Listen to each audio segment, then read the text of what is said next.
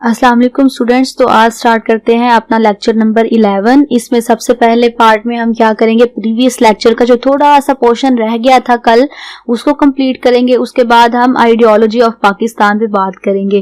तो ideology of Pakistan का पूरा टॉपिक, छोटा सा ही टॉपिक है, उसे आज के लेक्चर में हम कंप्लीट कर लेंगे। तो आइडियोलॉजी ऑफ पाकिस्तान के लिए पहले आप ये तवज्जो में रखें कि ये एक थ्योरेटिकल टॉपिक है। तो इसकी मैं जितनी भी आपको पिक्चर दिखाने की कोशिश करूं तो इसकी आपको फिर भी थ्योरी पढ़ने की बहुत जरूरत है, क्योंकि मैं इसको स्टोरी की तरह जितना भी बताऊंगी इसकी थ्योरी आपको नहीं बता पाऊंगी अपनी बातों के दौरान। तो आपने क्या करना है, किसी भी अच्छी बुक से, बहुत सी बुक्स पे ये एक पैट फॉर्म में दिया होता है, पूरा क्वेश्चन दिया हुआ होता है आइडियोलॉजी ऑफ पाकिस्तान। किसी भी अच्छी बुक से वो निकाल के उसे पढ़ लें। जो बेस्ट बुक मैं आपको बताती हूँ वो है के अजीज की बुक है द मेकिंग ऑफ पाकिस्तान। उसको आपने इंटरनेट से निकालना है, उसका सारा रिव्यू पढ़ लेना है, तो वो सारा आइडियोलॉजी ऑफ पाकिस्तान आपको पता चल जाएगा। वहीं से आप उसका डाटा भी ले सकते हैं, थ्योरेटिकल डाटा। उसके अलावा बाकी आपके पास एक आधी कोई किताब हुई तो वहां से आप आइडियोलॉजी ऑफ पाकिस्तान पे जो थ्योरी दी हुई होगी वो आपने वहां से ले लेनी है, और जो मैं आपको बताऊंगी आपने उस मुताबिक उस थ्योरी को स्ट्रक्चर दे लेना है और उसी मुताबिक आपने कॉन्सेप्ट अपने जहन में रखना है। तो सबसे पहले अपना फर्स्ट पोर्शन स्टार्ट करते हैं, जो प्रीवियस लेक्चर का रह गया था थोड़ा सा हमारा, डिक्लाइन ऑफ मुगल एम्पायर के लास्ट एक दो काजेज रह गए थे, तो उसको बहुत तवज्जो से सुने। इसके बाद जो नेक्स्ट हमारा काज है स्टूडेंट्स वो है इंटरनल कॉन्स्पिरेसीज। इसके बारे में बहुत सारा मैं पीछे बता चुकी हूँ, तो जाहिर सी बात है मजीद डिटेल में आपको इसमें बताती हूँ। तो स्टूडेंट्स क्या होता है कि औरंगजेब के जो सक्सेसर्स थे उन्होंने दरबार को एक कॉन्स्पिरेसीज का अड्डा बना लिया था। एक हिसाब से मुगलों की फैमिली में शदीद कॉन्स्पिरेसीज थी। उसके बाद नोबल्स जो थे, दरबार के मिनिस्टर्स जो थे, वो कॉन्स्पिरेसीज पे उतर आए। तो कोई किसी के साथ फैक्शंस बन चुकी थी, किसी किस्म का इत्तेफाक नहीं बचा था। एक दूसरे को अंडरमाइन करने के लिए ये लोग एक दूसरे के साथ बहुत ज्यादा आप कह सकते हैं अगली कॉन्स्पिरेसीज पे उतर चुके थे। सबने अपने कल्ट फॉलोअर्स रखे हुए थे, और कल्ट फॉलोअर्स के थ्रू ही क्या किया जाता था कि ओपोनेंट्स को क्रिटिसाइज किया जाता था, उन्हें अंडरमाइन किया जाता था। क्योंकि जो मिनिस्टर्स हैं, नोबल्स हैं, इनके पास बड़े बड़े ओहदे थे, इनके पास स्टेट अफेयर्स के मामले में मोनोपोली थी, इनके पास अख्तियारात थे, ताकत थी, पावर्स थी। तो इस स्ट्रगल के दौरान क्या होता है कि ये सब लोग फैक्शंस में जब चेंज होते हैं, मुख्तलिफ ओहदों को मुख्तलिफ साजिशों में इस्तेमाल किया जाता है। एडमिनिस्ट्रेशन जो है वो बहुत बुरी तरह से अपसेट होती है। इस वजह से जेलसी और हिपोक्रेसी जो है वो ज्यादा बढ़ जाती है। इसी वजह से कंट्री या स्टेट जो है वो वीक से वीक तक होना शुरू हो जाती है। तो इसके बाद जो हमारा काज है नेक्स्ट 14 वाला, वो है लॉस ऑफ स्पिरिट ऑफ जिहाद। जिहाद की स्पिरिट जो है वो आहिस्ता आहिस्ता मुसलमानों में ये भी खत्म हो गई। पहले जो इनका जमाना था मुगल एम्पायर का, उसमें वॉर्स होती थी, स्पिरिट बहुत ज्यादा थी, सोल्जर्स में भी बहुत ज्यादा थी, जनरल्स में भी बहुत ज्यादा थी, और जो एम्परर्स थे उनके अंदर भी बहुत ज्यादा थी। तो स्टूडेंट्स क्या होता है कि पहले जो मुगल्स थे उन्होंने हर रिवॉल्ट को भी सप्रेस किया था। उन्होंने मराठास के खिलाफ भी लड़ाई की, जीते, सिकंदर सूरी के खिलाफ भी जीते, राजपूतों को भी शिकस्त दी। अकबर ने बहुत ज्यादा एरिया जो है वो कवर किया, फिर जहांगीर ने किया, शाहजहां ने किया। तो ये जो सारे किंग्स थे इन्होंने बहुत ज्यादा एक्सेल किया अपने एम्पायर को। लेकिन जो बाद वाले किंग्स थे उनके अंदर जहाद की कोई सेंटिमेंट्स ही नहीं थी, इस्लामिक जहाद से दूर हो चुके थे। इनकी जो जिंदगियां थी वो लग्जरियस थी, उनको कोई सरोकार नहीं था जिहाद से। उनको शऊर ही खत्म हो चुका था, जिहाद का जो शऊर है बेसिक वही खत्म हो चुका था। मिलिट्री पावर को हासिल करना या उसको बढ़ाना जो है इनकी प्रेफरेंस ही नहीं थी, क्योंकि लाइफस्टाइल जो है वो ही सबसे ज्यादा इनकी प्रेफरेंस। अच्छा, जिहाद की स्पिरिट खत्म करने में अकबर की जो पॉलिसीज थी उन्होंने भी एक अहम किरदार अदा किया। जैसे मैंने आपको एक पिछला जो काज है वो बताया, उसके अंदर लिबरल पॉलिसी के बारे में मैंने आपको बताया। तो अकबर की जो पॉलिसीज थी उसने भी जो जिहाद की स्पिरिट थी उसको बहुत हार्म किया था, क्योंकि उसने क्या किया, अपनी पॉलिसीज के जरिए हिंदुओं और मुस्लिम की यूनिटी कायम करने की कोशिश की, जिसकी वजह से वो जो मिलजुल के काम करते थे तो उनके अंदर जो मुसलमान थे उनके अंदर आहिस्ता आहिस्ता, क्योंकि वो हिंदुओं के साथ मिलजुल के काम करते थे, मिल बांट के ओहदों के ऊपर वो लोग जो है इख्तियारात उनके शेयर थे, तो उनके अंदर स्पिरिट ही खत्म हो गई थी जिहाद की या इस तरह की। तो अकबर के बाद एक ये भी काम हुआ कि अकबर तक क्या होता था कि जो सेंट्रल एशियन कंट्रीज हैं वहां से स्पेशल जो लोग हैं, मार्शियल रेसिस के लोग जो हैं, जो बहुत ज्यादा जंगजू लोग थे उनको आर्मी में शामिल किया जाता था। लेकिन अकबर के बाद क्या हुआ कि उन लोगों को भी, सेंट्रल एशियन कंट्रीज के लोगों को भी जंगों में शामिल करना छोड़ दिया गया। फ्रेश जो ब्लड था, जो मार्शियल रेसिस का फ्रेश ब्लड था, उसका अब आर्मी में आना खत्म हो चुका था। अब आर्मी में जो हायरिंग होती थी, जो लोगों को हायर किया जाता था, वो सिर्फ लोकल लोग होते थे, लोकल लोगों को बनाया जाता था सोल्जर्स। तो जो लोकल लोग थे सब कॉन्टिनेंट के, उनका ज्यादा जो रुझान था वो जिंदगी की तरफ था, वो ज्यादा मोहब्बत करते थे अपनी लाइफ से, लाइफ जो प्लेजर्स है उनसे ज्यादा वो मोहब्बत करते थे। तो वो इस वजह से इनकी जो आर्मी है, इनके अंदर वो स्पिरिट नहीं रह गई थी जिहाद की जो पहले थी। मुगलों की ऐश व इशरत में पड़ने से साथ ही जिनकी आर्मी है वो भी इंडोलेंट हो गई। इस तरह से मुस्लिम आर्मी वीक हुई और वो अपनी कंट्री का डिफेंड करने के काबिल ना रही। इसके बाद स्टूडेंट्स जो हमारा नेक्स्ट काज है वो है लैक ऑफ नेशनलिज्म। कौम परस्ती जो है वो एक ऐसी चीज है, जैसे पाकिस्तान के सोल्जर्स में बहुत ज्यादा नेशनलिज्म है, इसलिए वो किसी भी तरह से अपने मुल्क की दिफा के लिए वो हमेशा तैयार रहते हैं। सिर्फ और सिर्फ पे या सैलरीज जो है वो नहीं उनको तैयार रखती, बल्कि उनके अंदर एक जज्बा है अपने मुल्क को डिफेंड करने का, अपने मुल्क के लिए काम करने का। इसलिए शौक के तौर पे भी लोग आर्मी में जाते हैं, जाके अपनी जान कुर्बान कर देते हैं। तो वो सब कुछ होता है नेशनलिज्म की वजह से। तो जो पहले मुगल थे उनके अंदर बहुत ज्यादा नेशनलिज्म थी, जो उनकी सोल्जर्स थे उनके अंदर भी बहुत ज्यादा नेशनलिज्म थी। उनको लोग अपने लगते थे, स्टेट जो है वो अपनी लगती थी।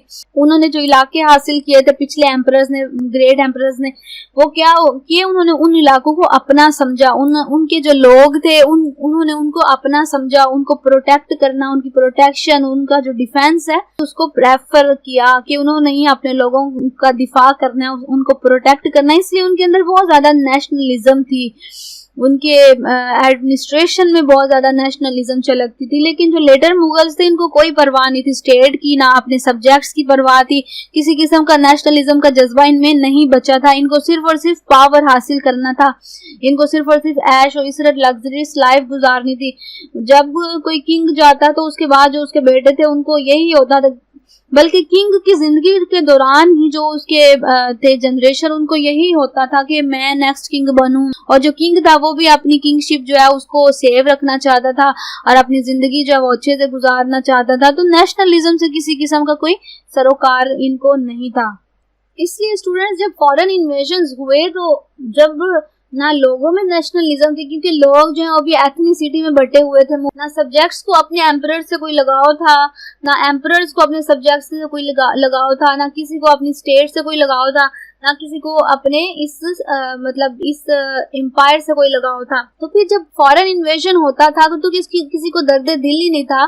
तो फिर क्या हुआ, वो बहुत आसानी से मुगल एम्पायर जो है वो बहुत आसानी से खत्म हो गया। जो सेंचुरीज की जिसकी हुकूमत थी वो बहुत आसानी से चंद दिनों में वो आप कह सकते हैं कि खत्म हो गई। इसके बाद स्टूडेंट्स हमारा नेक्स्ट और लास्ट जो काज है वो है लैक ऑफ मॉडर्न एजुकेशन। तो एजुकेशन, मॉडर्न एजुकेशन थी ही नहीं सब कॉन्टिनेंट में।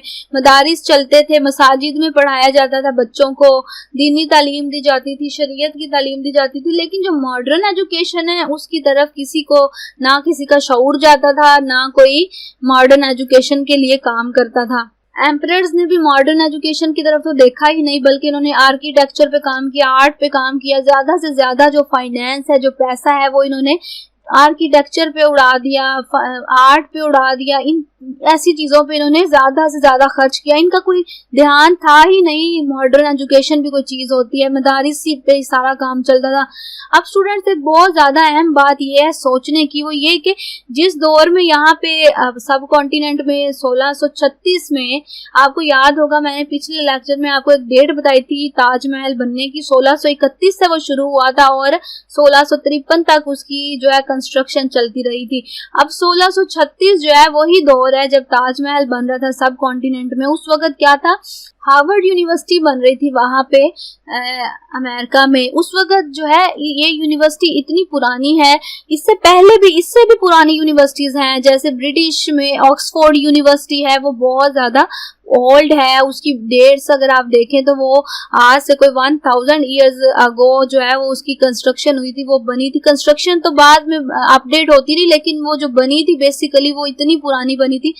तो जो मुगल्स हैं वो अब गए, लेकिन अब तक इनके पास कोई यूनिवर्सिटी नहीं थी, कोई कॉलेज नहीं था, कोई कॉन्सेप्ट ही नहीं था स्कूल कॉलेजेस यूनिवर्सिटीज का। लेकिन ये ताजमहल बन रहे थे, बाग बन रहे थे, यहाँ पे मुख्तलिफ जो है वो बड़े बड़े मीनार बन रहे थे। और उसी दौर में वहाँ पे क्या हो रहा था, एजुकेशन पे तवज्जो दी जा रही थी, इंस्टीट्यूशंस बन रहे थे। यूरोप में ब्रिटिश जो है वो काम कर रहा था एजुकेशन पे। उनके पास इतनी फैसिलिटीज भी नहीं थी। वो लोग जो है, उन्होंने आपको मैंने बताया था कि जब यहाँ पे बहुत ज्यादा अच्छे दिन थे, वहां पे वो लोग पॉवर्टी का शिकार थे, लेकिन उसके बावजूद भी उन्होंने दुनिया को फिर एक्सप्लोर किया, उन्होंने एजुकेशन पे बहुत ज्यादा एक्सेल किया। और यहाँ पे जहाँ पे बहुत ज्यादा जो है ट्रेजर था, बहुत ज्यादा खुशहाली थी सब कॉन्टिनेंट में, यहाँ पे कोई काम नहीं हो सका एजुकेशन पे किसी किस्म का। तो इसलिए क्या हुआ कि यूरोप जो है वो एनलाइटनमेंट की इरा की तरफ जाना शुरू हो गया, और जो सब कॉन्टिनेंट है, जो मुगल है, ये आहिस्ता आहिस्ता डार्कनेस की तरफ आना शुरू हो गए। तो इस तरह से स्टूडेंट्स क्या हुआ होता है कि आहिस्ता आहिस्ता मुगल एम्पायर जो है वो डिक्लाइन की तरफ चला जाता है। तो आपने सारे काजीज को बहुत अच्छे से गौर से एक एक वर्ड को सुनना है, और ये जो मैंने टॉपिक एक्सट्रैक्ट किया है ये आप आसानी से हासिल कर सकते हैं। वर्ड टाइम्स की जो ओल्ड बुक है वहां से भी आप हासिल कर सकते हैं। ये सारे काजीज वहां लिखे हैं, मैंने इसमें एक आधा एक्स्ट्रा लिखा है, तो आप ये काजीज वहां से ले सकते हैं, क्योंकि पेट क्वेश्चन है ये, वहां पे बिल्कुल वैसे ही लिखा हुआ होगा, तो आप वहां से भी इसको ले सकते हैं। और अगर आपके पास कोई एक आधी और किताब है तो आप वहां से भी उसको देख सकते हैं। लेकिन जो मैंने बोल दिया है, अगर आपके पास कोई भी बुक नहीं है तो आप मेरे बोले हुए सारे वर्ड जो है उनको आप लिख ले एक अच्छा सा कॉन्सेप्ट बना के। उसके बाद कंक्लूजन है, कंक्लूजन में स्टूडेंट्स आपने ये सारा जो मैंने आपको कॉन्सेप्ट बताया, आपने सबको हल्की हल्की से सबकी झलक देनी है, ब्रीफ वर्ड्स में सब कुछ लिख देना है। जैसे मैंने यहाँ पे लिखा, right all aspects in very very brief words. तो आपने ना 2 से 3 लाइनों में इसकी ब्रीफ वर्ड्स में इसको एक्सप्लेन कर देना है कंक्लूजन को। और उसके बाद ये कोटेशन मैंने आपको लिख दिया है। इसके अलावा आप गूगल से मुगल एम्पायर के डिक्लाइन की और मुगल एम्पायर का जो दुरानिया था उसके बारे में कोटेशंस जो है वो आप हासिल कर सकते हैं। आप हर टॉपिक में एक आधी कोटेशन जरूर लिखें। तो ये मैंने आप लोगों की आसानी के लिए लिख दी थी। जो लोग यहाँ से लेना चाहते हैं वो ले सकते हैं, वरना आप गूगल से ले ले तो ज्यादा बेटर होगा, क्योंकि ये जो कोटेशन है ये फिर हर एक के पास एक ही होगी तो ये अच्छा नहीं होता। आपको चाहिए कि आप दूसरों से थोड़ा सा डिफरेंट लिखें। तो आप हर बच्चा जो है वो अपनी अपनी एक कोटेशन जो है वो खुद सर्च करके लिख ले यहाँ पे।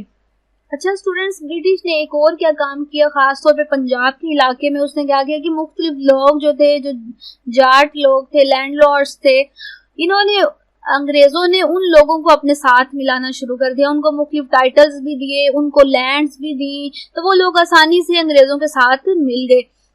यहाँ पे मैं आपको एक एग्जांपल देती हूँ, 1-2 इलाकों का बताती हूँ। अगर कुछ बच्चे उन इलाकों के हुए तो इंटरव्यू के दौरान उनसे पूछ लिया जाएगा, वो क्वेश्चन पूछे जाते हैं इस तरह की इंटरव्यू के दौरान। तो आपने ये बहुत जहन में रखना है कि यहाँ पे गुजरांवाला के पास एक छोटा सा शहर है अलीपुर चट्टा, तो वहां पे भी जो उनके पॉलिटिक्स में है एक खास फैमिली जो है, चट्टों की फैमिली है, वो पॉलिटिक्स में है।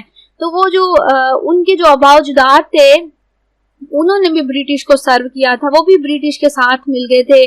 जब ब्रिटिश जो है उन्होंने उनको टाइटल्स ऑफर किए थे, लैंड्स ऑफर की थी, तो वो भी ब्रिटिश के साथ मिल गए थे। इसके अलावा एक हेड कादराबाद है, उसके करीब ही एक गांव है, वहां के भी जो चट्टे थे वो भी अंग्रेजों के साथ मिल गए थे। उनके आबाओ-अजदाद जो है वो अंग्रेजों के साथ मिल गए थे। इस तरह से वो क्या करते थे, लैंड्स देते थे, टाइटल्स देते थे, जैसे सर का खिताब दे देते थे हर दूसरे तीसरे बंदे को। उसके बाद क्या होता था कि अंग्रेज जो उनके स्कॉलरशिप्स भी लगा देते थे, और अंग्रेज का जो दुरानिया था उसमें बहुत से लोगों को सिर्फ गद्दारी की वजह से, उनके साथ मिले रहने की वजह से स्कॉलरशिप्स मिलते थे। तो स्टूडेंट्स अब सेकंड पोर्शन स्टार्ट करते हैं अपने लेक्चर का, आइडियोलॉजी ऑफ पाकिस्तान। इसके लिए मैंने आपको बुक बता दी है के अजीज की, उसका सिर्फ आपने रिव्यू पढ़ना है, वो आप पढ़ लेना इंटरनेट से निकाल के, या अगर बुक है किसी के पास तो वो पढ़ ले। तो आइडियोलॉजी ऑफ पाकिस्तान क्या है, ये बहुत इंपॉर्टेंट एक क्वेश्चन है, इसको बहुत तवज्जो से सुनना है।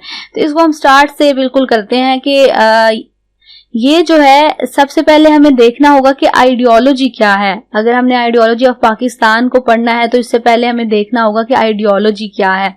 तो स्टूडेंट्स, आइडियोलॉजी क्या होती है कि ये एक बेसिकली एक साइंस होती है आइडियाज की, हम सोचते हैं, जो भी हम सोचते हैं, जो हम तसव्वुर करते हैं किसी चीज़ के बारे में, जो हमारी इमेजिनेशन होती है, और उन तमाम इमेजिनेशन, उन तमाम आइडियाज़ को जब रियलिटी में लेकर आते हैं, तो फिर जब उसकी स्टडी करते हैं तो उस स्टडी को क्या कहते हैं? आइडियोलॉजी। यानी ये आइडियाज़ कहाँ से आए, किस तरह से ये इमर्ज हुए, कहाँ से ये ओरिजिनेट हो रहे हैं, किस तरह से इनकी एवोल्यूशन हुई, और इन आइडियाज़ की नेचर किस तरह की थी और कैसी है, तो इन आइडियाज़ को हम कहते हैं आइडियोलॉजी। और इसी तरह से जब ये पाकिस्तान के मुतल्लिक थे सारे आइडियाज़, उसकी जब बेस बनानी थी, हमने पाकिस्तान के बारे में सोचना शुरू किया था। अभी नाम भी हमने नहीं रखा था पाकिस्तान, हमने एक मुल्क के बारे में सोचना शुरू किया था, हमने अपनी अलहदा आइडेंटिटी के बारे में सोचना शुरू किया था। तो वहां से जब हम इसे स्टडी करते हैं तो उस तमाम आइडियाज को, उन तमाम इमेजिनेशंस को, उनकी एवोल्यूशन को हम क्या कहते हैं? Ideology of Pakistan. तो इस तरह से ये है आइडियोलॉजी ऑफ पाकिस्तान। तो स्टूडेंट्स, हमने बचपन से ही सुना है कि जो आइडियोलॉजी ऑफ पाकिस्तान है वो आइडियोलॉजी ऑफ इस्लाम जो है वो दोनों सेम है। यानी इस्लाम की जो आइडियोलॉजी है, जो इस्लाम का नजरिया है, वही पाकिस्तान का नजरिया है। तो हमने इस सारे लेक्चर में यही देखना है कि बैकग्राउंड के हिसाब से भी देखेंगे, हिस्टोरिकली सारा कुछ हम देखेंगे, उसके बाद हम देखेंगे किस तरह से पाकिस्तान बना और क्या क्या पाकिस्तान के आइडियाज थे। तो हमें पता चल जाएगा कि पाकिस्तान की आइडियोलॉजी और इस्लामिक आइडियोलॉजी में क्या क्या चीज़ें सेम है।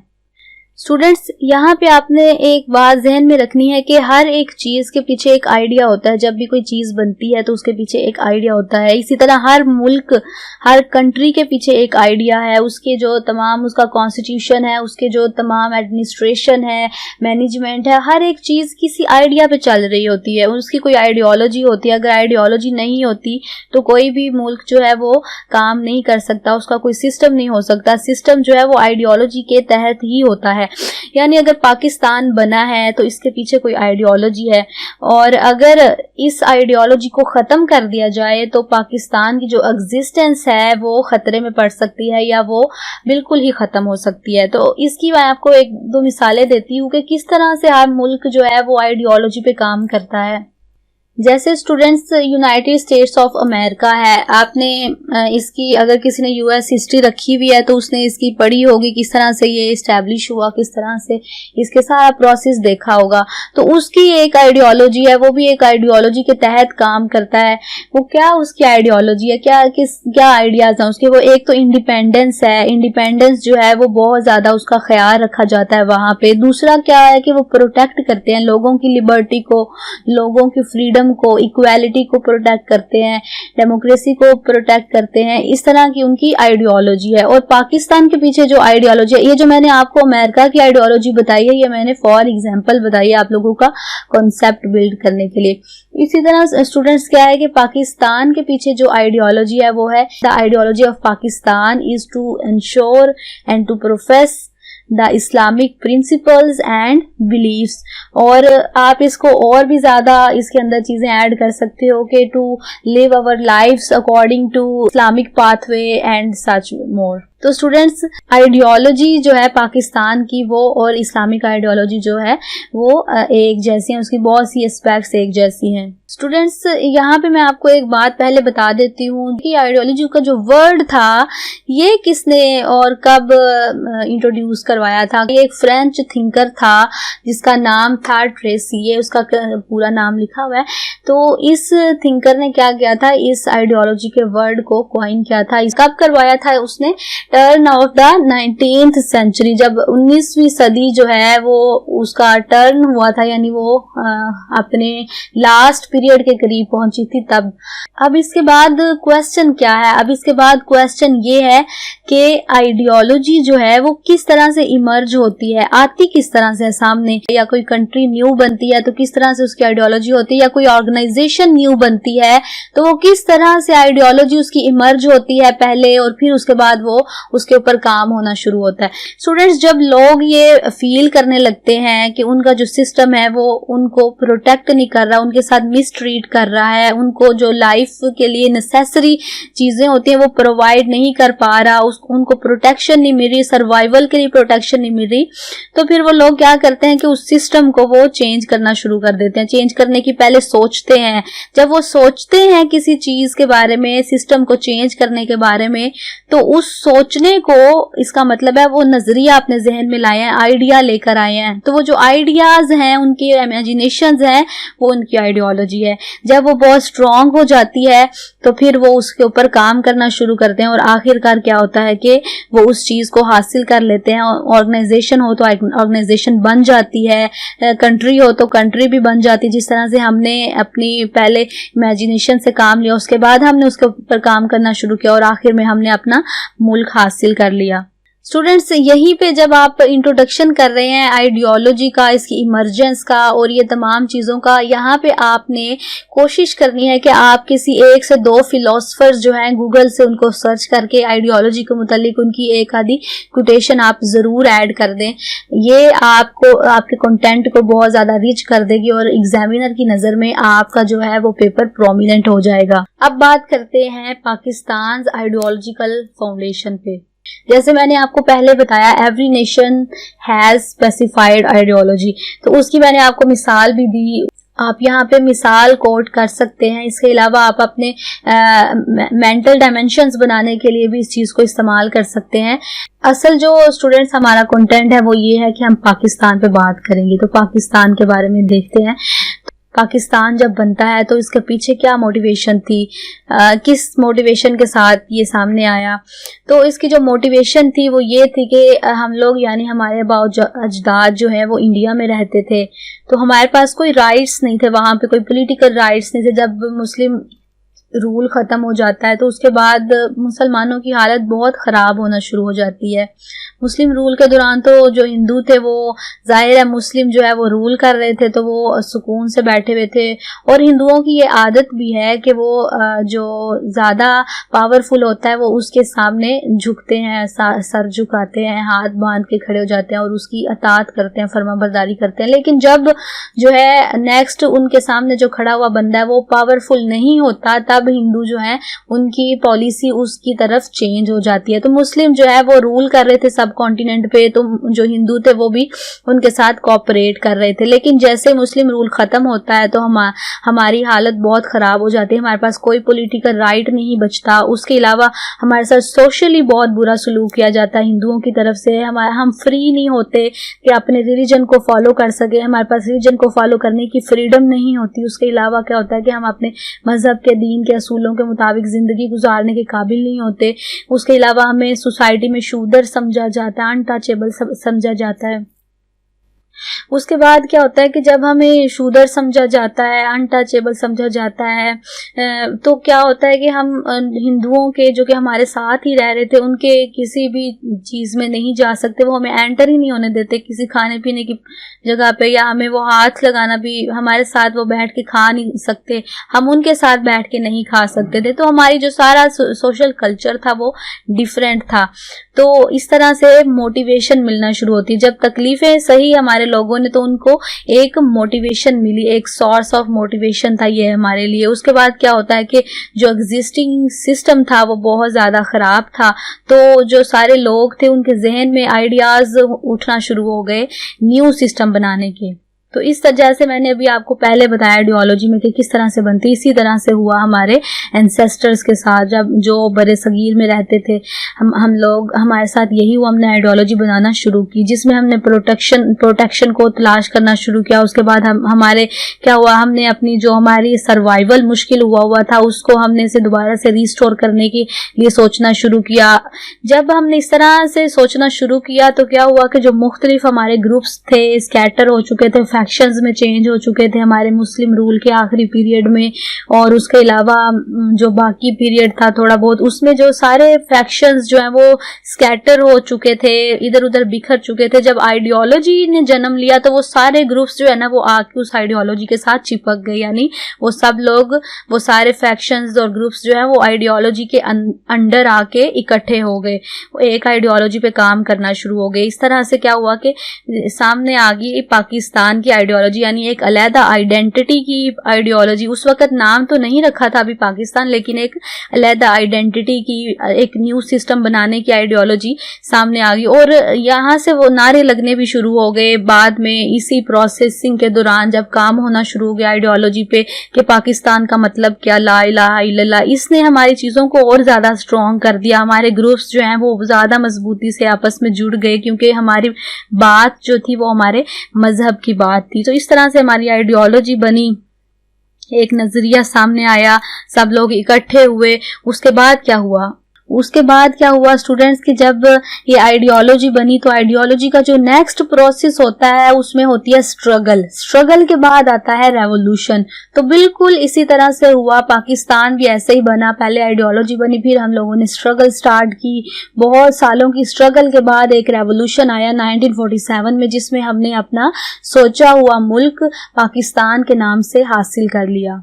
अब स्टूडेंट्स, आइडियोलॉजी ऑफ पाकिस्तान पे देखा जाए, इसका बैकग्राउंड जो है, इसके ऊपर अगर हम बात करें तो कायदे आज़म जो है इनका बहुत क्लियर एक स्टांस था, एक बहुत क्लियर इनकी सोच थी इसके ऊपर। उसके अलावा ये एक स्टेप बाय स्टेप प्रोसेस था सब कॉन्टिनेंट में, ये अचानक से इमर्ज नहीं हो गया आइडियोलॉजी, ये स्टेप बाय स्टेप एक प्रोसेस था। उस दिन से ये प्रोसेस स्टार्ट हुआ था जब से सब कॉन्टिनेंट पे पहली दफ़ा इस्लाम आया, या पहली दफ़ा कहा जाता है कि जब कायदे आज़म का एक कोट भी है कि जब पहली दफ़ा कोई हिंदू जो है वो मुस्लिम हुआ था इस सॉइल पे, सब कॉन्टिनेंट की सॉइल पे, तो ये आइडियोलॉजी उस दिन से बन गई है, क्योंकि आइडेंटिटी डिफरेंट हो गई थी। उस दिन से डिफरेंस पैदा हो गया था दोनों कल्चर्स में। तो जब दोनों कल्चर्स में डिफरेंस पैदा हो गया, आइडेंटिटी डिफरेंट होगी, तो इसका मतलब है आइडियोलॉजी और अलहदा आइडेंटिटी ने जन्म लिया। और वही जो है आइडेंटिटी है पाकिस्तान की, इस्लाम के असूलों पे काम करने की। वो जो अलहदा आइडेंटिटी बनी थी मुस्लिम की, वो चाहते थे कि हम अलहदा असूलों पे चलें, अपने इस्लाम के असूलों पे चलें, अपने मुताबिक जिंदगी गुजारें। तो वही आइडियोलॉजी थी जो बाद में हमारी 19th सेंचुरी में हम लोगों ने उसको ठीक से स्ट्रॉन्ग किया, और फिर 20th सेंचुरी में हमने अपनी कंट्री, अपने मुल्क पाकिस्तान को हासिल कर लिया। तो कायदे आज़म क्या कहते हैं, अपनी एक स्पीच के दौरान उन्होंने कहा कि Pakistan not only mean freedom and independence but the Muslim ideology which has to be preserved, which has come to us as a gift and treasure which we hope others will share with us। यानी वो कहते हैं कि जो freedom है, पाकिस्तान जो है वो ना सिर्फ हमारे लिए एक आज़ादी और फ्रीडम है, बल्कि क्या है कि मुस्लिम आइडियोलॉजी है, यानी इस्लामिक आइडियोलॉजी है, जो कि जिसको हमने हर सूरत प्रिजर्व करना है, और जो हमारे पास एक गिफ्ट और एक दौलत के तौर पे आई है, यानी अल्लाह की तरफ से हम पे वो आई है, हमारे पास हमें मिली है इस्लामिक आइडियोलॉजी। और आगे कायदे आज़म ने आखिरी लाइन में कहा है कि हम उम्मीद करते हैं कि दूसरे जो हैं वो हमारे साथ शेयर करेंगे, यानी हम इस आइडियोलॉजी को फैलाएंगे, यानी इस्लाम के उसूलों को हम फैलाएंगे। पाकिस्तान का मतलब उनकी नज़र में ये सब था। तो इसका मतलब यही है कि पाकिस्तान की जो आइडियोलॉजी है, पाकिस्तान जो है वो इस्लामिक आइडियोलॉजी पे बना। अच्छा, यहाँ पे एक और क्वेश्चन उठता है कि पाकिस्तान की आइडियोलॉजी की ज़रूरत क्या थी। इस क्वेश्चन का आंसर करने के लिए हमें इसके बैकग्राउंड में देखना पड़ेगा। तो वही बात, जब हम इंडिया में रह रहे थे मुगलों के जाने के बाद, तो इंडिया की जो सिचुएशन थी बहुत ज़्यादा वो नाजुक हो चुकी थी, फ्रेजाइल थी। हिंदू रूल, एक हिसाब से हिंदू रूल में आ गए थे, क्योंकि जब ब्रिटिश रूल में आए तो ब्रिटिश जो है वो डिफीट उन्होंने किया मुस्लिम्स को, मुस्लिम्स से उन्होंने हासिल किया था रूल, सब कॉन्टिनेंट को उन्होंने कैप्चर किया था मुस्लिम्स के हाथों में। तो ब्रिटिश जो थे वो असल में मुसलमानों को अपना दुश्मन समझते थे, क्योंकि उन्होंने मुस्लिम रूल को ही ख़त्म किया था, और यहाँ पे उन्होंने सारे इलाके को उन्होंने ग्रैब कर लिया। तो जो हिंदू थे उन्होंने क्या किया कि उन्होंने ब्रिटिश को ये यकीन दिलाना शुरू कर दिया कि हम आप लोगों के साथ हैं और मुस्लिम जो है वो आप लोगों के दुश्मन है। तो ब्रिटिश जो है वो ऑलरेडी मुस्लिम्स को दुश्मन समझते थे, क्योंकि जब भी किसी लैंड को फतह किया जाता है तो जिसके हाथों से वो लैंड छीनी जाती है उसको दुश्मन ही समझा जाता है। तो इस तरह की सिचुएशन थी। तो हिंदुओं ने क्या किया, उन्होंने वही चापलूसी की जैसे पहले थे। जब मुस्लिम रूल था तो हिंदू जो है वो चापलूसी करते थे, मुसलमानों की खुशामद करते थे मुस्लिम रूलर्स की और मुसलमानों के सामने हाथ झुकाते थे। इसी तरह उन्होंने क्या किया, उन्होंने अपना डायरेक्शन चेंज कर ली, उन्होंने अपना आका चेंज कर लिया। उन्होंने पहले मुस्लिम रूल था तो मुस्लिम रूलर्स के सामने हाथ झुकाते थे, अब हाथ बांधते थे। अब ब्रिटिश रूलर था तो अब ब्रिटिश रूल था तो अब वो ब्रिटिश के सामने अपना हाथ पैर झुकाते थे। तो इस तरह हुआ हिंदुओं के साथ। तो उन हिंदुओं ने अपनी कॉन्स्पिरेसीज के थ्रू मुसलमानों को ब्रिटिश की नजर में और ज्यादा गिरा दिया, बहुत ज्यादा नुकसान पहुंचाया इस तरह से। और मुसलमानों को वो अपने जैसा कंसीडर नहीं करते थे। इनका कल्चर भी डिफरेंट था, हमारा कल्चर डिफरेंट था, सोशल नॉर्म्स डिफरेंट थी, लाइफस्टाइल डिफरेंट था, खाना पीना डिफरेंट था, शादी नहीं कर सकते थे आपस में, कुछ भी नहीं कर सकते थे, मिलजुल नहीं सकते थे हिंदू मुस्लिम आपस में। तो हिंदू जो है वो मुसलमानों को शूदर भी कंसीडर करते थे, इसलिए वो घटिया करार देते थे मुसलमानों को। दूसरा ये कि वो ना सिर्फ ब्रिटिश की नज़र में गिराने की कोशिश करते थे बल्कि खुद भी मुसलमानों से अपने जो उनकी पिछली शिकस्तें थी, सारी डिफीट्स थी, कहीं ना कहीं वो उनका बदला लेने की कोशिश करते थे। हमारा सब कॉन्टिनेंट में एग्जिस्टेंस मुश्किल हो चुकी थी क्योंकि हिंदू जो हैं वो ना सिर्फ ब्रिटिश की नज़रों में हमें गिरा रहे थे बल्कि जुल्म भी करते थे मुसलमानों पे। जैसे वो नमाज के दौरान आके मुसलमानों को तंग करने के लिए, शरारत करने के लिए सूअर की कभी खाल फेंक के चले जाते थे, और कभी क्या करते थे कि मुसलमान अगर कुर्बानी कर लेते थे, गाय की कोई ज़िबा कर लेते थे तो उसका बहुत ज़्यादा फसाद मचता था सोसाइटी में। तो इस तरह से मुसलमानों को जगह जगह पे तंग करते थे, उनके साथ जुल्म करते थे, एग्जिस्टेंस उनका सर्वाइवल बहुत मुश्किल हो गया था। फिर उर्दू जुबान की कंट्रोवर्सी उठी। उर्दू जुबान जो है, असल में उर्दू जुबान जो है वो सब कॉन्टिनेंट की ओरिजिनल जुबान है, क्योंकि जो उर्दू जुबान है वो बनी ही सब कॉन्टिनेंट के अंदर है, मुख्तलिफ जुबानों से मिलके। कहीं वो संस्कृत ने उसके अंदर ऐड किया, वहां से उसने कुछ वर्ड्स उठाए, कुछ पर्शियन से आए, कुछ अरेबिक वर्ड शामिल हुए। इस तरह से मुख्तलिफ जुबानों का जब मिक्सचर बना तो उर्दू वजूद में आई थी सब कॉन्टिनेंट के अंदर। तो वो सब कॉन्टिनेंट की ओरिजिनल जुबान थी उर्दू, लेकिन उसका जो रस्मुल खत था, जो उसकी स्क्रिप्ट थी, वो अरेबिक स्क्रिप्ट थी।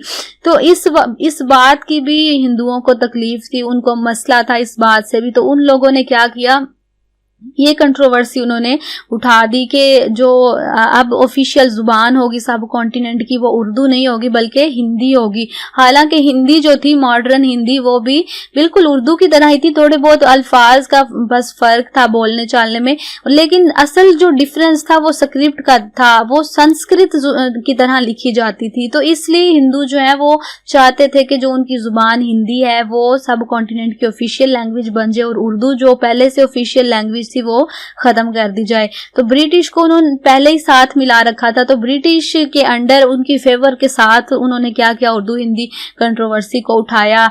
उसके बाद क्या हुआ कि हिंदुओं ने मुसलमानों के लिए और क्या मुश्किलात की, उनके लिए सरकारी जॉब्स जो थी, जो सरकारी नौकरियां थी, उनके अंदर मुसलमानों का आना बंद करवा दिया, मुसलमानों को जॉब्स नहीं मिलती थी। उसके बाद क्या होता था कि मुसलमानों के जो बच्चे हैं उनको स्कूलों में एडमिशन्स नहीं मिलते थे। तो ऐसे हालात पैदा होना शुरू हो गए जिसकी वजह से आइडियोलॉजी जो है पाकिस्तान की है वो इमर्ज हुई, स्ट्रांग हुई आहिस्ता आहिस्ता, क्योंकि ये बहुत ज़रूरी हो गया था कि अब हमारे पास हमारा अपना कोई सिस्टम होता, हमारा अपना कोई कंट्री होता।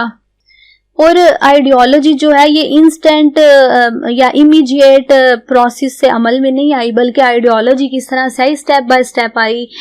जब से जो है, मैंने अभी आपको बताया कि पहला जो हिंदू था वो मुस्लिम हुआ था, यानी 8th सेंचुरी से जो है सब कॉन्टिनेंट में एडवेंट ऑफ इस्लाम हुआ था।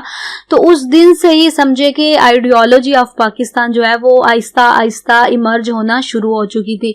तो अगर मैं प्रोमिनेंट लोगों के नाम लूं, लोग तो बहुत ज्यादा हैं जिन्होंने अलग-अलग आइडेंटिटी की बात की थी सब कॉन्टिनेंट में, क्योंकि इतनी ज्यादा सेंचुरीज गुजरी हैं, तो बहुत ज्यादा ऐसी पर्सनैलिटीज भी गुजरी हैं जिन्होंने डिफरेंट आइडेंटिटीज की बात की। तो उनमें मैं प्रोमिनेंट के नाम लेती हूँ, लेकिन अगर आपको इनके अलावा भी कोई और नाम मिलते हैं तो आप उनको भी अपने नोट्स में जरूर ऐड कीजिए।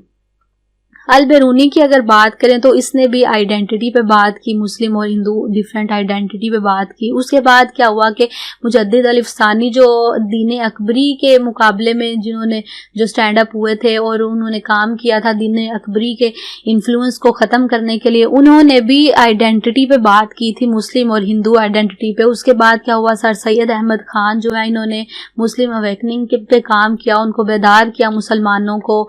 ये भी आइडियोलॉजी ऑफ पाकिस्तान का हिस्सा है। उसके बाद इलामा इकबाल जो है इन्होंने अपनी पोइट्री के ज़रिए और अपने नज़रियात के ज़रिए इस आइडियोलॉजी को स्ट्रॉन्ग किया, मुसलमानों को उनका जो असलियत है वो दिखाने की कोशिश की कि वो क्या चीज़ है असल में, वो असल में उनकी इज्जत क्या है, असल में उनका मुकाम क्या है।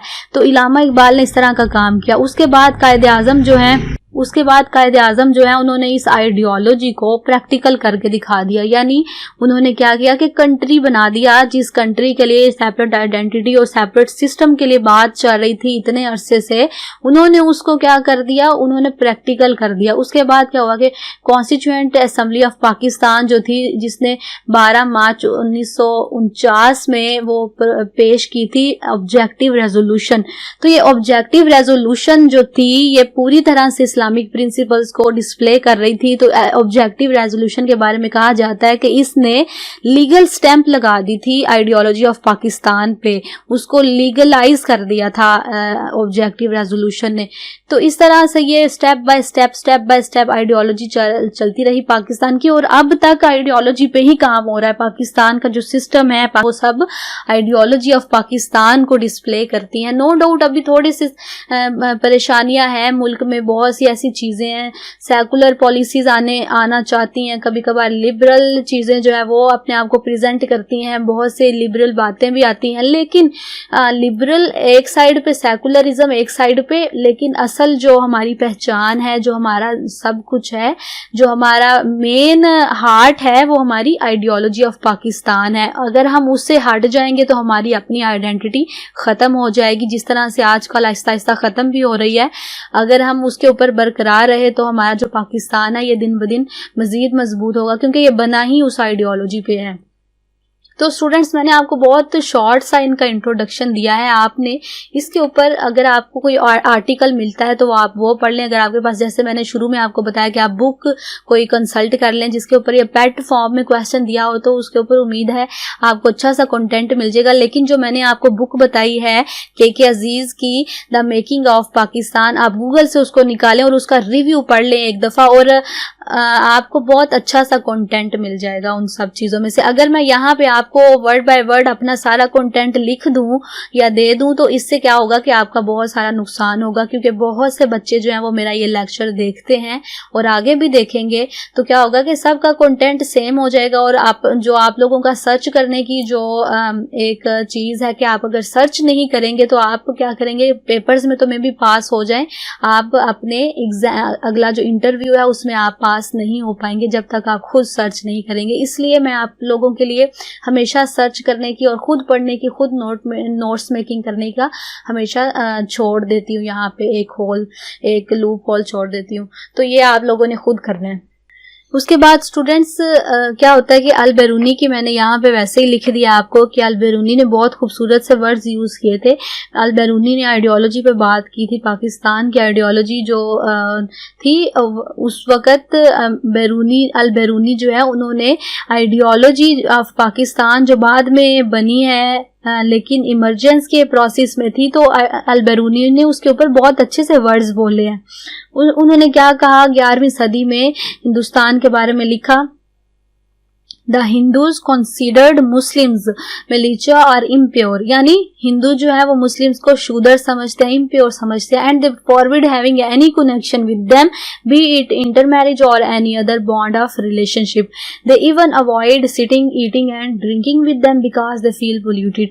अब ये उसने अल बेरूनी ने 11वीं सदी में ये बात कर दी थी, जो वर्ड बाय वर्ड बिल्कुल सच है। और अब बाद में आप देखते हैं सारे प्रोसेसेस देखते हैं जिस तरह के सलूक हिंदुओं ने मुसलमानों के साथ किए। और इवन टुडे आप अगर देखते हैं हिंदुस्तान में जो मुसलमानों के साथ हो रहा है, आप उसके खुद विटनेस हैं, एविडेंस के तौर पे आप उसको यूज कर सकते हैं कि जो अभी पिछले सालों में दिल्ली राइट्स हुए, उसके बाद क्या वो लॉज आए, एक्ट्स आए, जिस तरह से वो आया CAA सिटीजनशिप अमेंडमेंट एक्ट, इस तरह के जो कवानीन आए, लॉज आए, इसके अलावा जो सलूक किया जाता है मुसलमानों के साथ, वो सब कुछ आप लोग आसानी से देख सकते हैं। तो अल-बैरूनी ने 11वीं सदी में कह दिया था। कायदे आजम ने फिर अल-बैरूनी की इस बात को बहुत अच्छे से नोट किया और कायदे आजम ने असल में अल-बैरूनी की इस बात को एक प्रिकर्सर के तौर पर इस्तेमाल किया पाकिस्तान बनाने में।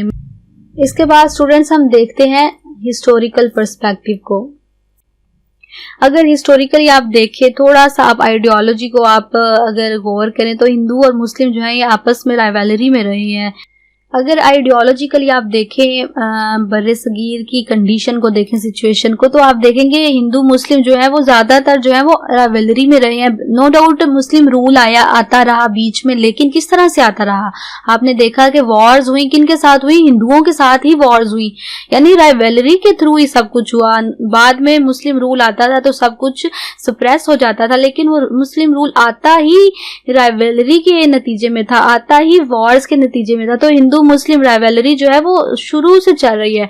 फिर क्या होता है कि 1712 में जब सब कॉन्टिनेंट में इस्लाम दाखिल होता है, वो भी किस तरह से होता है? वो भी हिंदू मुस्लिम राइवलरी के थ्रू ही होता है, यानी राजा दाहिर के साथ जंग होती है, उसके बाद क्या मोहम्मद बिन कासिम की, उसके बाद बर्रे सगीर में एडवेंट होता है। उसके बाद क्या होता है कि महमूद गजनवी को अगर देखा जाए, उसकी भी वॉर्स जो है वो हिंदू राजा के साथ ही, जयपाल के साथ। उसके बाद क्या होता है कि मोहम्मद गौरी की वॉर्स को अगर देखा जाए तो उसने भी क्या किया, राजपूतों के साथ जंग की। पृथ्वीराज चौहान बहुत मशहूर है इसके लिए।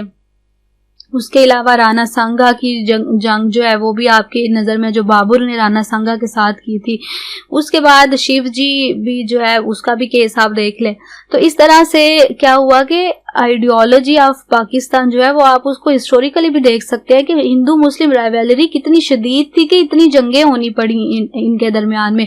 उसके बाद आप मुजद्दिद अल अफसानी की अगर बात करते हैं, एक बहुत प्रोमिनेंट शख्सियत है, इसलिए मैं उनका नाम बार बार लेती हूँ बहुत सी चीज़ों में रेफरेंस देने के लिए। उन्होंने भी किस पे बात की? उन्होंने भी आइडेंटिटी पे ही बात की। जब उन्होंने दीन अकबरी को जो है उसके लिए इस्लाम को डिफेंड किया, तो उन्होंने भी बात की सेपरेट आइडेंटिटी की, हिंदू मुस्लिम कल्चर के सेपरेशन की बात की। उसके बाद हमारे जो थिंकर्स थे जैसे कायदे आजम है, इलामा इकबाल है, सर सैयद अहमद खान है, इन्होंने नो डाउट शुरू में क्या किया कि यूनिटी की बात की थी, हिंदू मुस्लिम यूनिटी पे बात करते थे। कायदे आजम ने तो इतना अरसा काम ही हिंदू मुस्लिम यूनिटी पे किया था गांधी के साथ मिलके और इस तरह से। लेकिन क्या हुआ कि कुछ अरसे के बाद उनको रियलाइज हो गया, जैसे कंट्रोवर्सीज उठी, जैसे उर्दू हिंदी कंट्रोवर्सी उठी, इसके अलावा एक दो और ऐसे इवेंट्स हुए थे जिसके बाद कायदे आजम जो है उन्होंने छोड़ दिया था ये अपनी जो उनका नजरिया था मुस्लिम हिंदू यूनिटी को कायम करने का सब कॉन्टिनेंट में, उन्होंने वो वहीं पे उसको स्टॉप कर दिया। जब उन्होंने बहुत सी चीज़ों को नोट किया तो उन्होंने सोचा कि मुस्लिम और हिंदू यूनिटी जो है वो किसी सूरत मुमकिन ही नहीं है। जब उन्होंने उसे हिस्टोरिकली भी देखा होगा, सोचा होगा, तो उनको यही नजर आया होगा, इसलिए वो उस पॉइंट पे बिल्कुल स्टॉप हो गए थे। इकबाल जो है वो भी स्टॉप, इस तरह से सर सैयद अहमद खान जो है वो भी इसी तरह से रुक गए थे इवेंट्स को देख के। हिंदू जो है वो अपनी पॉलिसीज ही चेंज नहीं करते थे, किसी सूरत भी वो चेंज करने पे राजी नहीं थे। उनका जो दिमाग था वो मुसलमानों के लिए भरा हुआ था, मुसलमानों के खिलाफ थे, जो मुसलमानों ने इतने साल सब कॉन्टिनेंट पे रूल किया था।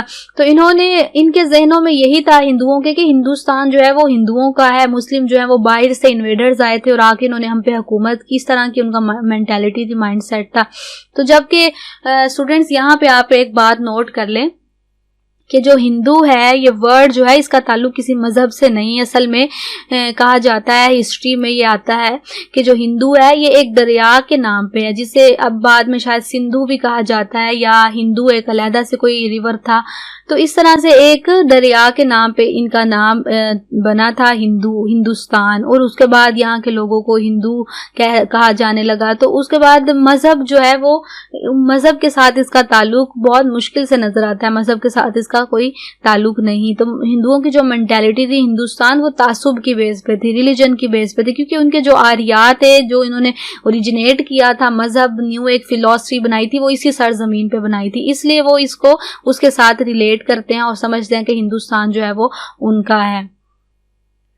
और स्टूडेंट्स यहाँ पे आप एक बात नोट कर लें कि जो वर्ड हिंदू है इसका किसी मजहब के साथ कोई ताल्लुक नहीं है। असल में बेसिकली क्या था कि हिंदू जो है वो एक दरिया के नाम पे था, तो उसके अलावा इसका एक मतलब खित्ते के नाम पे इसको कहा जाता है कि नाम हिंदू या हिंदुस्तान जो है ये इसका मजहब से कोई ताल्लुक नहीं है, बल्कि रीजन की वजह से कहा जाता है, रिवर की वजह से कहा जाता है। लेकिन जो हिंदू है वो समझते हैं कि हिंदुस्तान जो है वो सिर्फ उनका है, क्योंकि उनके जो अजदाद थे आर्यंस, उन्होंने यहीं पे इसी सरजमीन पे ओरिजिनेट किया था हिंदुइज्म मजहब, एक न्यू फिलॉसफी जो है उन्होंने यहाँ पे ओरिजिनेट की थी।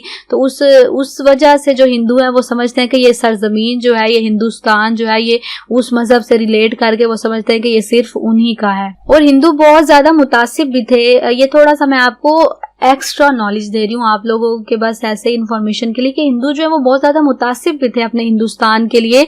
अगर हम बहुत पीछे जाए प्री हिस्ट्री में, हत्ता ये लोग इस कदर मुतासिब थे कि ये क्या करते थे कि हिंदुस्तान की ये जो 7 दरियाओं की ये जो सरजमीन है, इसके जो बॉर्डर्स हैं, ये बॉर्डर से बाहर नहीं जाते थे, इनका बॉर्डर से बाहर जाना ममनू था। इनके मजहब में बॉर्डर्स को क्रॉस करके दूसरी तरफ जाना ममनू था। ये इस खिते के बारे में इस कदर ये मुतासिब थे। अगर आप कंसाइज हिस्ट्री ऑफ पाकिस्तान को एक दफा स्टडी करें तो आपको ये सारा कॉन्सेप्ट जो है ये आसानी से समझ में आ जाएगा। हिस्टोरिकली तो हमने देख लिया कि हिंदू और मुसलमानों के जो आपस के ताल्लुकात थे वो अच्छे नहीं थे, इनकी लड़ाई होती थी, वॉर्स थी, बहुत ज्यादा वॉर्स हुई थी, कॉन्फ्लिक्ट चलते रहे थे। तो ऐसी सिचुएशन में और उसके बाद जब मुस्लिम रूल खत्म होता है तो मुसलमानों के लिए दुनिया तंग कर देते हैं ये हिंदू जो है ब्रिटिश के साथ मिलके। तो ऐसी सूरत में बहुत इंपॉर्टेंट था, नेसेसरी हो चुका था कि हमारे पास एक अलहदा कंट्री हो, हमारा अपना सिस्टम हो, एक अलहदा लैंड हो जिसके ऊपर हम अपने फेथ के मुताबिक, अपने इस्लाम के असूलों के मुताबिक जिंदगी गुजार सके और फ्रीडम के साथ गुजार सके, किसी का कोई रोक टोक ना, कोई रेस्ट्रिक्शन ना हो, कोई फसाद ना हो।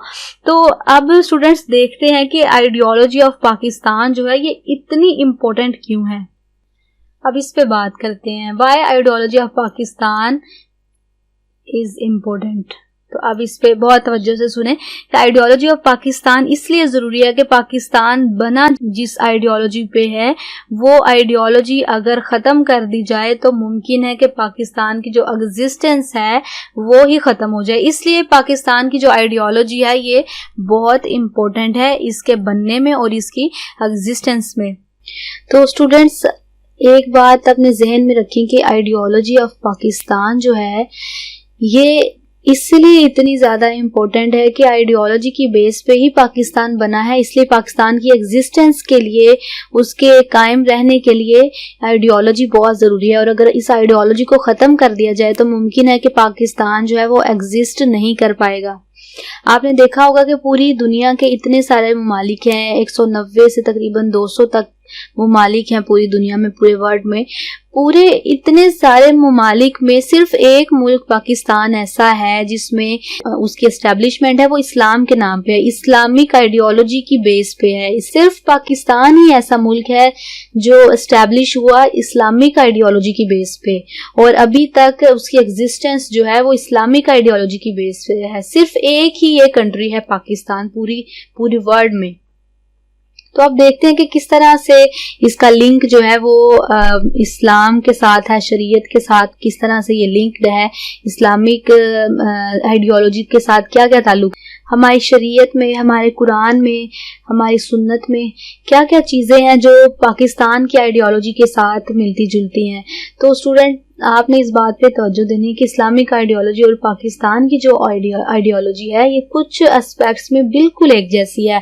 अब आप गौर करें वो कौन कौन सी एस्पेक्ट्स हैं, जैसे कि जस्टिस है, उसके बाद है इस्लामिक लॉज की सुप्रीमेसी है, उसके बाद फ्रेटर्निटी है, इक्वालिटी है, हम ये सब कुछ यही सब कुछ चाहते हैं। हमारी आइडियोलॉजी जो है वो इन्हीं ख्यालात का जो है वो मिक्सचर है। यही ख्यालात थे कि अलहदा स्टेट हो, इन्हीं चीज़ों को हम सोचते थे, तभी हम अलहदा स्टेट की ख्वाहिश करते थे। इसके अलावा क्या है कि हम माइनॉरिटीज़ को राइट्स देते हैं, औरतों को की इज्जत करते हैं, बड़ों के साथ अच्छा सलूक है हमारा, बच्चों के साथ शफकत और मोहब्बत से हम पेश आते हैं। ये सब कुछ ऐसी सोसाइटी जो है वो इस्लामिक सोसाइटी है, और ऐसी ही सोसाइटी हम पाकिस्तान में चाहते थे, अलहदा स्टेट में ऐसी सोसाइटी चाहते थे जब हमने पाकिस्तान के बारे में सोचना शुरू किया था। जो चीज़ें हमें इस्लाम ने दी हैं, एथिक्स हो गए, सोशल, इकोनॉमिक, पॉलिटिकल, ये सारे सिस्टम हो गए, सोशल सिस्टम, पॉलिटिकल और इकोनॉमिक सिस्टम, ये सब हमें इस्लाम ने दिए हैं। जो चीज़ें स्टूडेंट्स हमें इस्लाम ने दी हैं, जैसे एथिक्स हो गए, social system, political, economic system, लाज हो गए इनके लिए, इनके बारे में, ये सब कुछ हमें इस्लाम ने दिए, और हम ऐसे ही लाज अपनी सोसाइटी में भी चाहते थे। और ये तमाम लाज आप देखते हैं कि ये पाकिस्तान जो है इसके सिस्टम का ज़्यादा हिस्सा जो है वो इन्हीं लाज पे है, और ये तमाम चीज़ें जो मैंने आपको बताई हैं यही सब आइडियोलॉजी ऑफ पाकिस्तान का हिस्सा है। तो पाकिस्तान की आइडियोलॉजी जो है वो बेसिकली क्या है, आइडियोलॉजी ऑफ इस्लाम है, और उसी आइडियोलॉजी की वजह से पाकिस्तान आज भी एग्जिस्ट करता है, सरवाइव करता है और प्रोग्रेस कर रहा है। इसकी सारी जो तरक्की है वो इस्लाम की वजह से ही है, इस्लामिक आइडियोलॉजी की वजह से ही है। और हमने अपनी आइडियोलॉजी ऑफ पाकिस्तान अगर ख़त्म कर दी तो मुमकिन है कि हमारी जो आइडेंटिटी है, हमारी एग्जिस्टेंस है, वो ख़त्म हो जाएगी। अब यहाँ पर एक पॉइंट आपको समझाना है कि अक्सर औक़ात ये कहा जाता है कि जैसे ही बांग्लादेश जो है वो पाकिस्तान से अलहदा हुआ था 1971 में, तो उस वक्त तो इसका मतलब ये है, ये असल में इंदिरा गांधी ने ये सवाल उठाया था, उसने खुशी का इजहार किया था एक किस्म से। उसने कहा था कि अब तो आइडियोलॉजी ऑफ पाकिस्तान जो वो ख़त्म हो गई है क्योंकि बांग्लादेश जो है वो अलहदा हो गया पाकिस्तान से।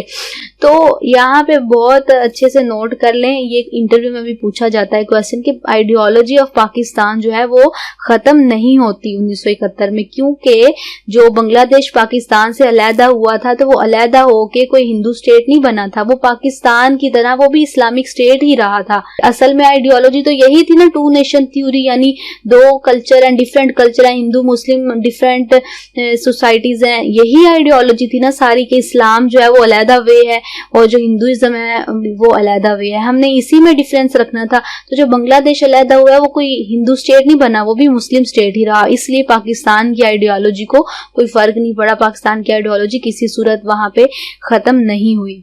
अच्छा स्टूडेंट्स, इसके बाद हम बात करते हैं elements of ideology of Pakistan. Pakistan की आइडियोलॉजी के अंदर क्या क्या एलिमेंट्स हैं, क्या बेसिक एलिमेंट्स हैं पाकिस्तान की आइडियोलॉजी के। नंबर 1 पे है इस्लाम।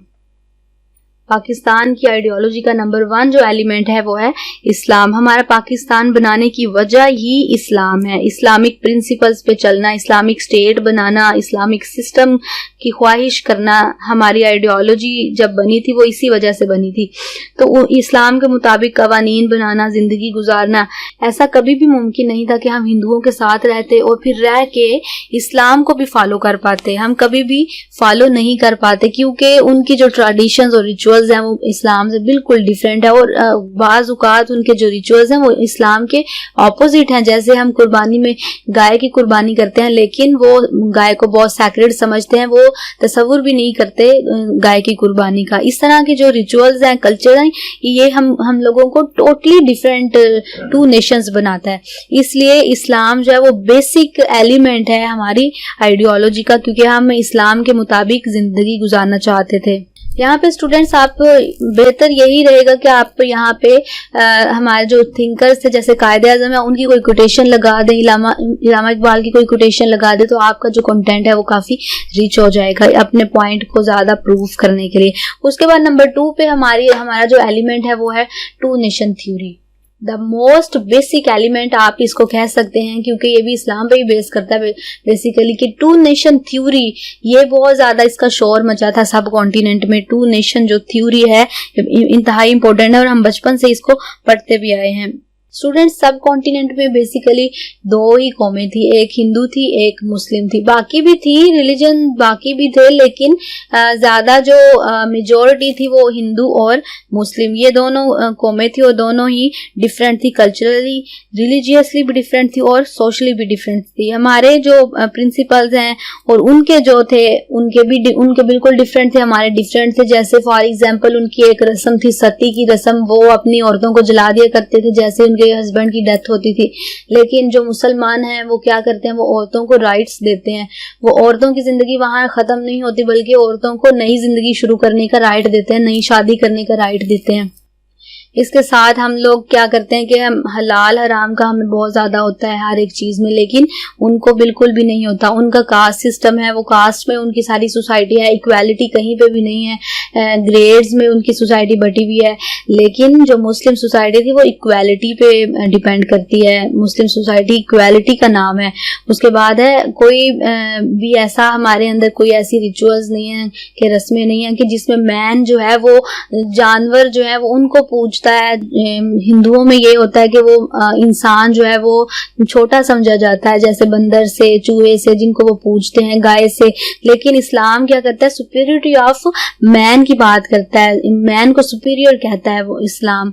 इसलिए हम लोग बिल्कुल उनसे डिफरेंट हैं। तो ये जो दो कौमी नजरिया है, ये जो दो कौमें हैं, इसकी वजह से ये दो कौमी नजरिया बना।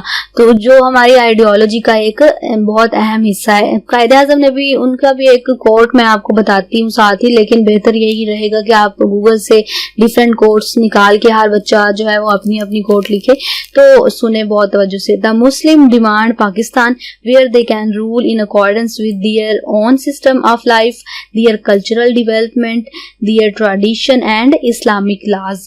तो ये था असल में, ये पॉइंट्स थे जो कायदे आज़म ने अपनी कोर्ट में आपको अच्छी तरह से बता दिए हैं। तो स्टूडेंट्स हमारा जो थर्ड एलिमेंट है वो है टेरिटोरियल लैंड।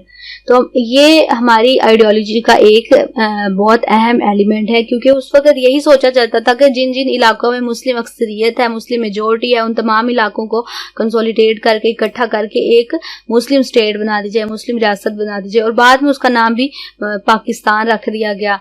तो इस तरह से आइडियोलॉजी के दौरान ही टेरिटोरियल लैंड का भी सोचा जाता था, और टेरिटोरियल लैंड एक बहुत अहम पार्ट है किसी भी आइडियोलॉजी का।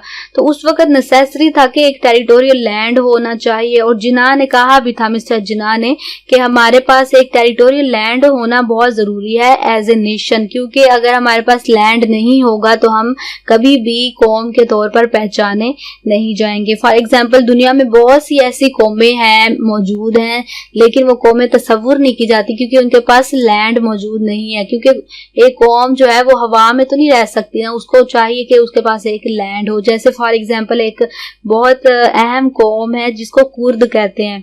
अब वो ईरान के, इराक के, तुर्की के, शाम के, इस तरह इन इलाकों के बॉर्डर्स पे वो लोग रहते हैं। उनके पास कोई भी उनकी अपनी लैंड नहीं है, इसलिए उनको कभी भी नेशन अभी तक जो है रिकॉग्नाइज नहीं किया गया, रिकॉग्निशन उनको नहीं मिला क्योंकि उनके पास उनका लैंड नहीं। और वो बहुत ज्यादा अक्सर औकात रिवॉर्ड्स भी सामने आते हैं, लेकिन उनको सप्रेस कर दिया जाता है। इसके अलावा जो पैलेस्टीनियन लोग हैं उनको भी नेशन नहीं कंसीडर किया जाता क्योंकि उनकी जो लैंड है वो, अब आप देख सकते हैं कि इजराइल जो है उसी के नाम से वो अब रिकॉग्नाइज की जाती है, तो उनके पास भी लैंड नहीं है उन लोगों के पास। इसके अलावा जो सिख हैं हिंदुस्तान के, उन्होंने बहुत दफा कोशिश की कि वो लैंड हासिल कर लें, अलहदा से एक नेशन पहचाने जाएं, लेकिन उनकी भी कभी भी पूरी नहीं हो सकी। हत्ता 1984 में उन्होंने बहुत बड़ा जो है रिवॉल्ट किया, अपराइजिंग की, लेकिन उस अपराइजिंग को क्रश कर दिया गया। बहुत ज्यादा कैजुअलिटीज भी हुई उसमें, लेकिन उनको लैंड नहीं मिल पाई। इस वजह से उनको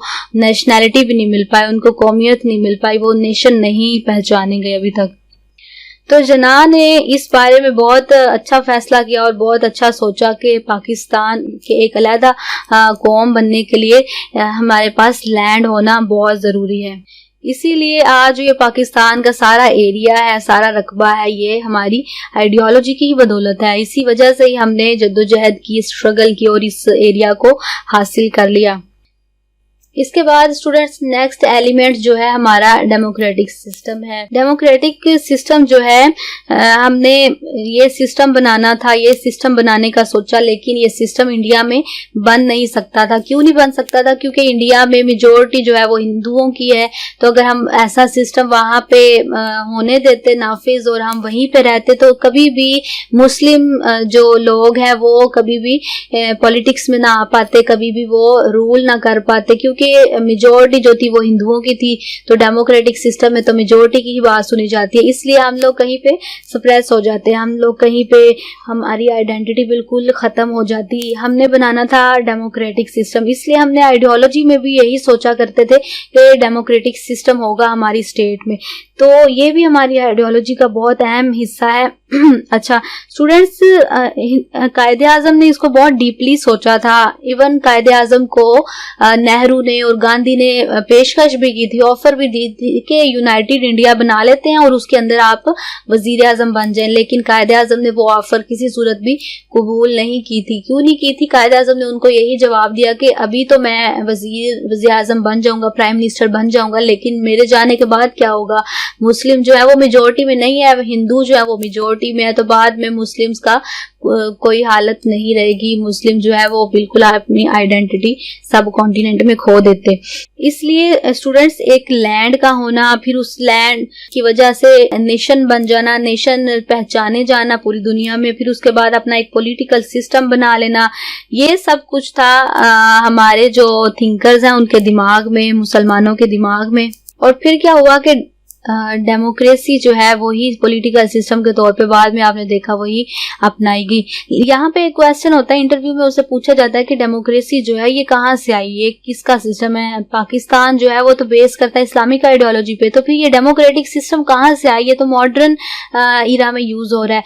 तो आपने यही जवाब देना है कि डेमोक्रेटिक सिस्टम जो है ये इस्लाम से आया है, क्योंकि डेमोक्रेसी कहाँ पे थी? सबसे पहले इस्लाम में ही डेमोक्रेसी थी। आप देख लें prophet peace be upon him जो है उन्होंने उनकी एक मजलिस से शूरा थी, वो मशवरा लिया करते थे अपने कंपेनियन से कोई भी डिसीजन लेने के लिए। तो बेसिकली डेमोक्रेसी कहाँ से आई? इस्लाम से। अच्छा स्टूडेंट्स, नेक्स्ट चलते हैं कि नेक्स्ट जो एलिमेंट है हमारे पास वो है उर्दू लैंग्वेज। उर्दू लैंग्वेज जो है ये भी बहुत इम्पोर्टेंट पार्ट है हमारी आइडियोलॉजी का, क्योंकि जब उर्दू हिंदी कंट्रोवर्सी उठना शुरू हुई थी उस वक्त हमारी आइडियोलॉजी मजबूत होना शुरू हुई थी। उस कंट्रोवर्सी को देख के सर सैयद अहमद खान ने अपना फैसला बदला था, उसी कंट्रोवर्सी के पेश नज़र बहुत से फैसले बदले गए। तो ये उर्दू हिंदी कंट्रोवर्सी जो उठी थी ये बहुत ज़्यादा इम्पोर्टेंट थी हमारी आइडियोलॉजी को मजबूत करने के लिए। तो होता क्या स्टूडेंट के, तो स्टूडेंट्स जब एक नेशन होती है, एक कौम होती है, तो उसकी एक जुबान भी होती है। अब बड़े सगीर में सब कॉन्टिनेंट में क्या था कि ये उर्दू जुबान जो है ये ऑफिशियल जुबान थी, तो ऑफिशियल थी, ये ओरिजिन भी इसका सब कॉन्टिनेंट ही था। अब हिंदू जो है वो तासुब में पड़ गए थे, क्योंकि इसका जो स्क्रिप्ट थी, मैंने अभी आपको पहले भी बताया कि उनको क्या मुश्किल थी उर्दू जुबान में स्क्रिप्ट की वजह से, और दूसरा ये कि इसके वर्ड जो है वो फारसी से भी मिलते जुलते थे, उसके अलावा इस तरह के, तो इस तरह की उनको मुश्किल थी। तो उन्होंने अंग्रेजों के साथ मिलके 1860s में ये प्रॉब्लम स्टार्ट हो गया। 1867 बताई जाती है डेट जब उर्दू हिंदी कंट्रोवर्सी उठी। उन्होंने क्या किया कि ऑफिशियल लैंग्वेज जो है उसको चेंज करवा दिया और उसकी जगह पे हिंदी को रखवा दिया। इसकी डिटेल हम पढ़ेंगे नेक्स्ट लेक्चर्स में, लेकिन आपने बस इधर थोड़ा सा ये मेंशन करना है। तो क्या हुआ कि जो उर्दू थी वो ऑफिशियल लैंग्वेज नहीं रही थी, तो इस वजह से मुसलमानों को ये भी बात बहुत महसूस हुई, और जो हमारे थिंकर्स हैं उनको बहुत महसूस हुई कि जो हिंदू है इनके अंदर इतनी भी बर्दाश्त नहीं कि एक लैंग्वेज जो कि उसी इलाके से ओरिजिनेट हुई है उसको भी बर्दाश्त नहीं कर पा रहे, सिर्फ और सिर्फ उसके रस्मुल खत की वजह से, उसकी स्क्रिप्ट की वजह से। तो इसलिए जब ऐसी चीजों को देखा तो हमारे जो थिंकर्स हैं उन्होंने सोचा कि ये तो किसी सूरत भी कंप्रोमाइज नहीं करेंगे, हिंदू जो है इनकी पॉलिसीज किसी सूरत चेंज नहीं होंगी। सर सैयद अहमद खान ने भी उस वक्त इस चीज को रियलाइज कर लिया। कायदे आजम जो है उन्होंने भी बहुत अच्छी तरह से इन चीजों को रियलाइज किया, उनके सामने और भी कुछ इवेंट्स आए।